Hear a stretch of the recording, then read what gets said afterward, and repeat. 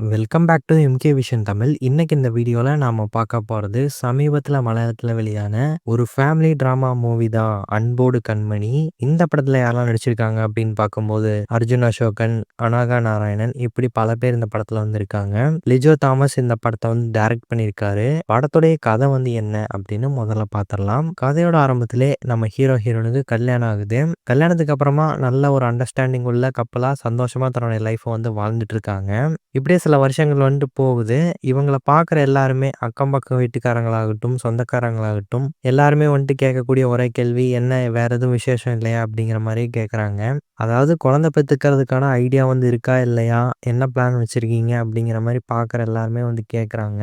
So இவங்க போற வர எல்லா இடத்துலயுமே வந்துட்டு இந்த கேள்வி வந்து கேட்கறதுனால, இவங்க ரொம்பவே ஸ்ட்ரெஸ் ஆகுறாங்க 2 பேருமே. இப்படி இருக்கும்போது தான், ஸோ இதுக்கு வந்துட்டு ஒரு சொல்யூஷன் கிடைக்கணும். இதுக்கு ஒரு தீர்வு கிடைச்சே ஆகணும் அப்படின்னு சொல்லிட்டு டாக்டர போய் பார்க்குறாங்க. ஸோ இதுக்கப்புறம் இவங்க ஆசைப்பட்ட மாரி ஒரு குழந்தை வந்து இவங்களுக்கு பொறந்துச்சா? இல்லையா? ஸோ ஒரு குழந்தைய இவங்க பெத்தெடுக்கிற வரைக்கும் இந்த சொசைட்டி சொல்லக்கூடிய விஷயங்கள் எல்லாத்தையும் எப்படியெல்லாம் இவங்க ஃபேஸ் பண்ணி அந்த ஸ்ட்ரகிள்ஸ் எல்லாம் வந்து தாண்டி வராங்க அப்படிங்கிறது தான் இந்த படத்தோட மீதி கதை அப்படின்னு சொல்லலாம். இப்போ கல்யாணம் ஆகி கொஞ்சம் காலங்கள் ஆனதுக்கப்புறமா பார்க்குற எல்லாரும் கேட்கக்கூடிய ஒரே கேள்வி, "வேற எதுவும் விசேஷம் இல்லையா?" அப்படிங்கிற மாரி தான். ஸோ அந்த ஒரு விஷயத்த வச்சு இந்த படத்துல வந்துட்டு ஒரு கதையா வந்து எழுதியிருக்காங்க. ஸோ கதையோட ஆரம்பத்துல டைரக்ட்டா இவங்க 2 பேத்துக்கும் கல்யாணம் ஆகுது. இதுக்கப்புறம் அந்த குழந்தை பொறக்கறதுக்கான விஷயங்கள வந்துட்டு எப்படியெல்லாம் இவங்க முயற்சி பண்ணி கொண்டு போனாங்க அப்படிங்கிறத முடிஞ்ச வரைக்கும் இன்ட்ரஸ்டிங்காகவும், அதே சமயம் எதார்த்தமாவும் வந்து கொண்டு போயிருந்தாங்க. எல்லாரோடைய நடிப்புமே எதார்த்தமா வந்து இந்த கதையில வந்து அமைஞ்சிருந்தது. படத்துல ஹீரோவா நடிச்ச அர்ஜுன் அசோகன் அவருடைய பெர்ஃபார்மன்ஸ் எதார்த்தமா இருந்துச்சு. அதேபோல அனாகா நாராயணனுக்கு டயலாக்ஸ் வந்து கம்மியாக இருந்தாலும், கொடுக்கப்பட்ட கேரக்டர் வந்து சூப்பரா பண்ணியிருந்தாங்க. இவங்க 2 பேத்துக்குமான ஒரு சில எமோஷனல் காட்சிகளாகட்டும், இந்த 2 கப்பிள்ஸுக்குள்ளயும் இருக்கக்கூடிய அந்த அந்யோன்யமான விஷயங்களாகட்டும், எல்லாமே படத்துல பார்க்க நல்லா இருந்துச்சு. ஒரு நிஜ லைஃப்ல ஹஸ்பண்ட் அண்ட் ஒய்ஃப் வந்துட்டு எப்படி இருப்பாங்களோ, அதுக்கேத்த மாரியே இந்த 2 கேரக்டரும் வந்துட்டு நீட்டாவே நடிச்சு குடுத்துருந்தாங்க.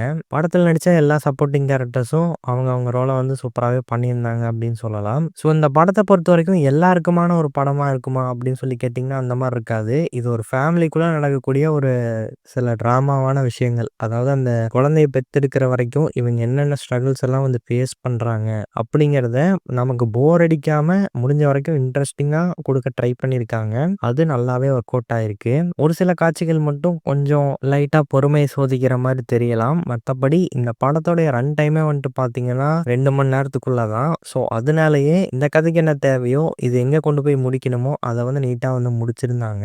ஸோ இந்த படத்துல பர்ட்டிகுலரா 1, 2 சீன் சொல்லணும் அப்படின்னு சொல்லிட்டு பார்த்தீங்கன்னா, ஹாஸ்பிட்டல்ல வந்துட்டு ஒரு சீக்வென்ஸ் வரும். ஸோ அந்த சீக்வென்ஸ் ஆகட்டும். அதுக்கப்புறம் கிளைமேக்ஸ்ல வந்துட்டு அந்த குழந்தைய ஒரு கையில வாங்கும்போது வரக்கூடிய ஒரு சில எமோஷனலான காட்சிகள். ஸோ அதெல்லாமே வந்து ரொம்பவே டச்சிங்கா இருந்துச்சு. அண்ட் இது போக ஹீரோயினுக்கு வந்துட்டு ஹீரோ ரொம்ப சப்போர்ட்டிவா இருப்பாரு. என்ன பிரச்சனை ஆனாலும் பார்த்துக்கலாம் அப்படிங்கிற மாரி ரொம்ப சப்போர்ட்டிவா இருப்பாரு. அந்த சில காட்சிகளும் படத்துல வந்து நல்லாவே அமைஞ்சிருந்தது. இது போக அங்கங்க ஒரு சில இடங்கள்ல வந்து ஹியூமரும் நீட்டாவே ஒர்க் அவுட் ஆயிருக்கு அப்படின்னு சொல்லலாம். டெக்னிக்கல் வைஸும் வந்துட்டு பார்த்தீங்கன்னா, எடிட்டிங் ஆகட்டும், சினிமாட்டோகிராஃபி, பேக்ரவுண்ட் ஸ்கோர் எல்லாமே சூப்பரா வந்து அமைஞ்சிருந்தது. இந்த படத்துடைய ஆரம்பத்துல ஒரு 2 பாட்டு வரும். ஒரு மேரேஜ் சாங் ஒண்ணு, அதுக்கப்புறம் டைட்டில் கார்டு போடும்போது ஒரு சாங் ஒண்ணு வந்து வரும். ஸோ அந்த 2 சாங்கும் வந்துட்டு கேட்கறக்கும் நல்லா இருந்தது. விஷுவலாவும் நல்லா இருந்தது. ஸோ இந்த படத்துல இவங்க பேசப்பட்ட அந்த ஒரு விஷயத்துக்காகவே இந்த படத்த தாராளமா ட்ரை பண்ணி பார்க்கலாம் அப்படின்னு தான் நான் சொல்லுவேன். ஸோ இதுல போரிங்கு, லேகிங்கு அந்த மாரியான விஷயங்கள் வந்துட்டு பெரிய அளவுல இல்ல அப்படிங்கிறதுனால தாராளமா இந்த படத்த வந்து ட்ரை பண்ணி பார்க்கலாம். ஸோ அதே சமயம் இன்ட்ரஸ்டிங்காவும் இருக்கும் ஒரு சில இடங்கள்ல. ஸோ ட்ரை பண்ணி பாருங்க. இந்த ஒரு ரிவ்யூ வந்து உங்களுக்கு பிடிச்சிருந்தா லைக் பண்ணுங்க, ஷேர் பண்ணுங்க, கமெண்ட் பண்ணுங்க. இந்த சேனலுக்கு சப்ஸ்கிரைப் பண்ணுங்க. Thank you.